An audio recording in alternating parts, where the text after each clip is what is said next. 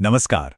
आज की डिजिटल दुनिया में बच्चों की ऑनलाइन आदतें और उनकी सेफ्टी को मैनेज करना ये एक बहुत बड़ी चुनौती बन गया है ना? तो चलिए आज इसी पर बात करते हैं और कुछ सबसे जरूरी टिप्स जानते हैं।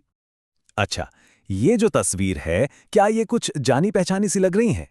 अगर बच्चों के स्क्रीन टाइम को लेके घर में रोज-रोज एक लड़ाई सी होती है, तो यकीन मानिए आप अकेले नहीं हैं। ये आजकल लगभग हर घर की कहानी है। अब देखिए, ये जो नजरिया है ना, ये सच में सोचने वाला है। मीडिया स्मार्ट्स का ये कहना है कि हमें डरने की बजाय सिखाने पर फोकस करना चाहिए। मतलब जैसे हम बच्चों को पानी से बचाने के लिए उन्हें तैरना सिखाते हैं, ठीक वैसे ही उन्हें डिजिटल दुनिया के तौर तरीके सिखाकर हम उन्हें ऑनलाइन सेफ रख सकते हैं। तो हमारा सबसे पहला कदम है अपनी सोच को बदलना। हमें सिर्फ नियम बनाने वाला नहीं बनना है, बल्कि बच्चों के इस डिजिटल सफर में उनका गाइड, उनका दोस्त बनना है। अमेरिकन एकेडमी ऑफ पीडियाट्रिक्स इन्हीं 3 बेसिक बातों पर जोर देती है। देखिए, पहली बात तो यह है कि खुद एक अच्छा एग्जाम्पल सेट करें। अगर हम हर वक्त फ़ोन में लगे रहेंगे, तो बच्चे भी तो वही सीखेंगे।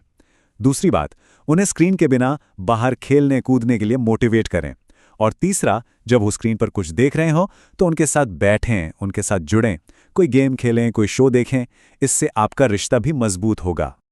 ये 5 टिप्स समझ लीजिए डिजिटल पेरेंटिंग की नींव हैं। और सबसे जरूरी बात है, डरने के बजाय जुड़ना। अपने बच्चों की ऑनलाइन दुनिया में दिलचस्पी लीजिए, उनसे लगातार कैजुअली बात करते रहिए। इससे होगा ये कि जब भी वो किसी मुश्किल में होंगे, तो सबसे पहले आपके पास ही आएंगे। ठीक है, तो थ्योरी तो हो गई। चलिए अब बात करते हैं कि इन सब बातों को असलियत में कैसे लागू किया जाए। और इसका सबसे अच्छा तरीका है एक मजबूत फैमिली प्लान बनाना। छोटे बच्चों के लिए जो नियम है ना, वो बिल्कुल साफ और सिंपल होने चाहिए। जैसे कि पासवर्ड किसी को नहीं देना या ऑनलाइन किसी के साथ बुरा बर्ताव नहीं करना। इस तरह के नियम बच्चों को सेफ और जिम्मेदार बनाते हैं। और हाँ, आप इन्हें अपने घर के माहौल के हिसाब से थोड़ा बदल भी सकते हैं। एक बहुत ही आसान लेकिन कमाल की असरदार स्ट्रैटेजी है। घर में कुछ जगहें या कुछ वक्त तय कर दीजिए जहां कोई भी डिवाइस इस्तेमाल नहीं करेगा, जैसे खाने की टेबल पर।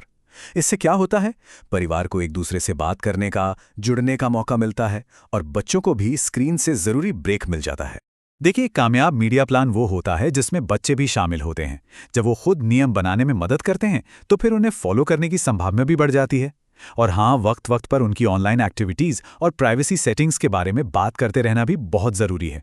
चलिए, अब एक थोड़े गंभीर टॉपिक पर आते हैं, साइबर बुलिंग।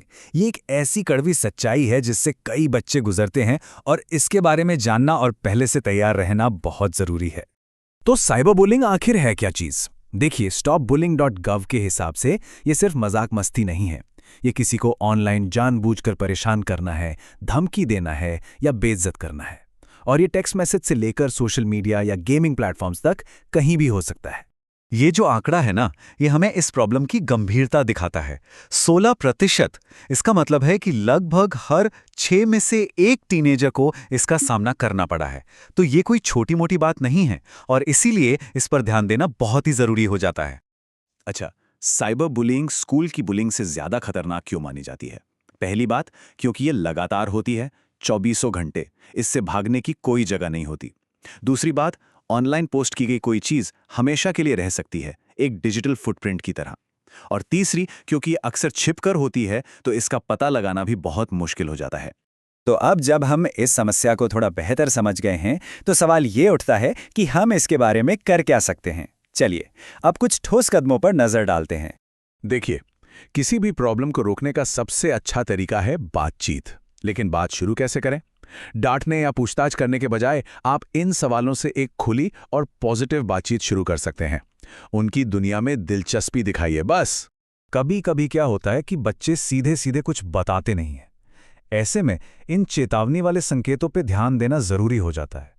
अगर बच्चे के बर्ताव में अचानक से कोई बड़ा बदलाव दिख रहा है, तो ये एक सिग्नल हो सकता है कि ऑनलाइन शायद कुछ ठीक नहीं चल रहा है।